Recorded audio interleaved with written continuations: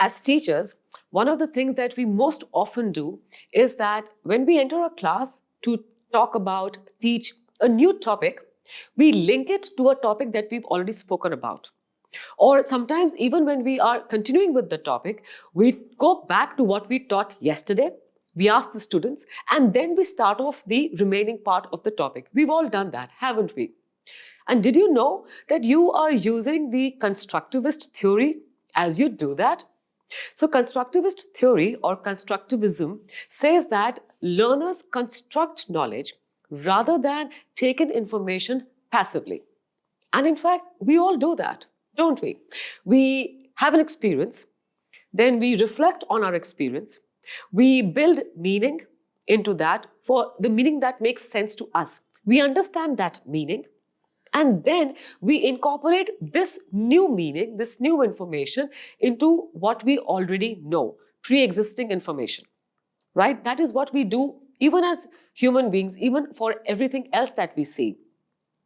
That is why this is the foundation of the logic behind linking the present topic to the previous topic. And we all know that doing that helps our students learn easily. The constructivist theory says that the individual does not come to learn as a blank slate on which we can etch knowledge. They come with already formulated ideas, knowledge, and understandings of things that they've learned earlier. And that forms the raw material for the new knowledge to be inculcated into. We use that knowledge to make this knowledge easily understandable. Constructivism is how we make sense of our world. Like, for example, feedback. We've all got feedback, haven't we? But some of us give the meaning of criticism to feedback, and some of us see feedback as inputs. And of course, our experience with feedback will be very different based on how we see it as criticism or as inputs. In fact, our constructivism theory goes way back in the ancient times where Socrates used dialogue, used questions to teach new concepts. He would always ask his students questions because he would make them rely on the previous knowledge that they had to formulate the ground to give in new knowledge. And that is what we need to do as counselors. We need to understand how our students are viewing the world and what is the meaning that they're assigning to it. Once we understand that, it will be easy for us to help them find purpose in their work, to help them control the kind of professionals they want to be, to evaluate the kind of choices they have made at work, and of course, to develop a sense of identity through work. Now, for example, one teacher may view her work as something which is impacting the future of generations. Now, how they find purpose in this work, how they evaluate the choice of choosing to stay as a teacher and continuing working there, comes from their sense of identity, because they've given a very big meaning to their work. And of course, this meaning is very different from the meaning some other teacher might give who views her work only as a means of earning money. So as counselors, the basic idea that we need to understand with the theory of constructivism is that everybody makes their own meaning of the experiences that they've had, and we need to understand that meaning as we are dealing with that individual, to give them options, choices, and to have a conversation with them based from their moral or their view of the world. George Kelly's work, The Psychology of Personal Construct, is closely linked to the constructivism theory. He says that people are different because they view the world differently. They give different meanings to the same experience. And that is how we are individualistic in our approaches. Constructivism and alternativism Students are different because they view the world differently. And we need to understand that as counselors. Taking you back to our module 1, when we spoke about the epic and the emic approaches to life, approaches to the way we see the others.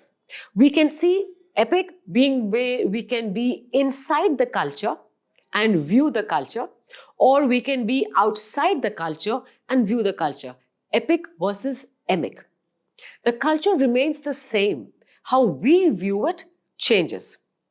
As counselors who believe in the theory of constructivism, we need to be aware of the meaning that our students are giving to a certain experience. Let me give you an example over here.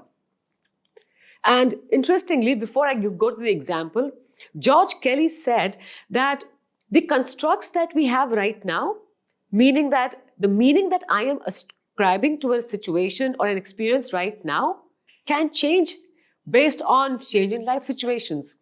And let me explain that with the help of an example. There are two friends, two students who are very good friends.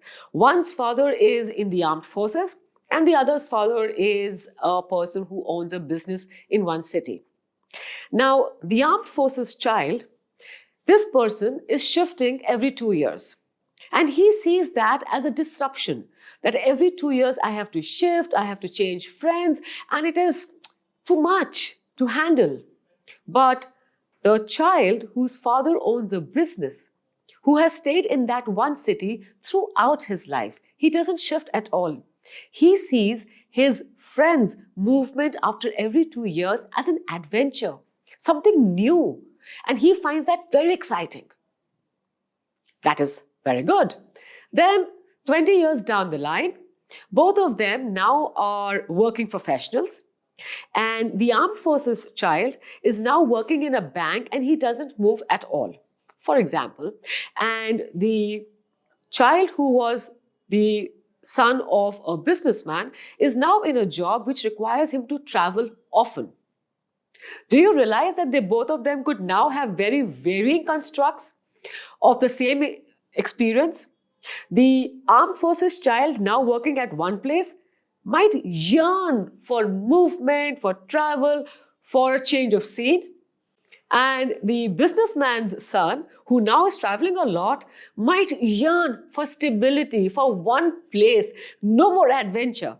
So that is how we can change the constructs, or sometimes the constructs just change for us. Now, as counselors, we need to be aware of what is the meaning that our students have about the world around them, what is the sense that they have of the world around them, as well as being acutely aware of the meaning that we have about the world around us. Because this meaning and that meaning, ours and the child's, will not match. It cannot match. We are two different individuals. So we have to put our meaning aside as a counselor, as a guidance practitioner, and step into the world that makes sense to the student and then talk to them from there.